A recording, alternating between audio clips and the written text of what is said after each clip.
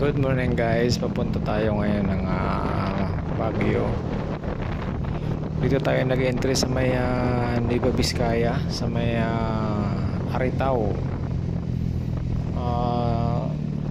Grabe yung daan din dito sa Nueva Vizcaya entry packet ng Baguio. Mas matindi pa sa Nagilian Road. Tsaka wala masyadong dumadaan dito guys. Pansinin nyo, halos wala akong nakakasalubong. Kasi yung lugar na to is napakadelikado daanan. Although no choice naman na tayo kasi nanggaling tayo ng Cagayan sa dulo ng Pilipinas, may Apari at Taana.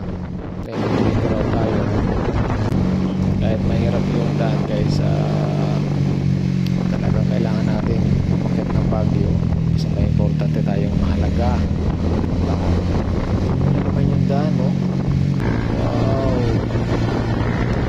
shit, grabe.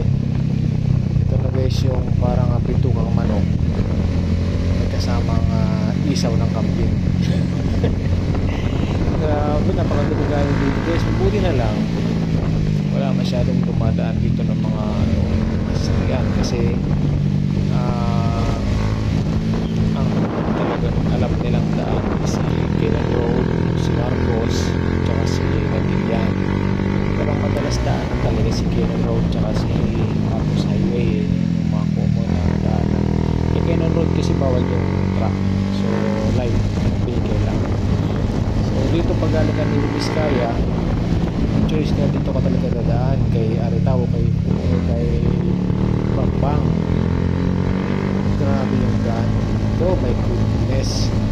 Kaya naman mga ilan nila tayong nakasalubong ayun yung mga pababa ng Vizcaya. Pero halos wala tayong mas paakyat guys.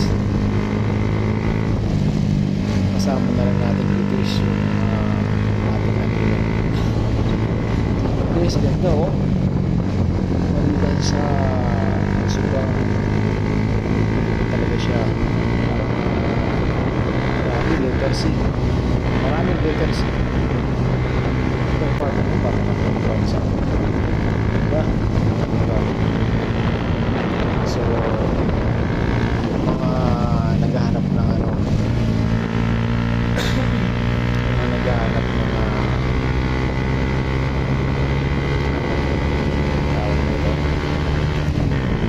adventure sa buhay,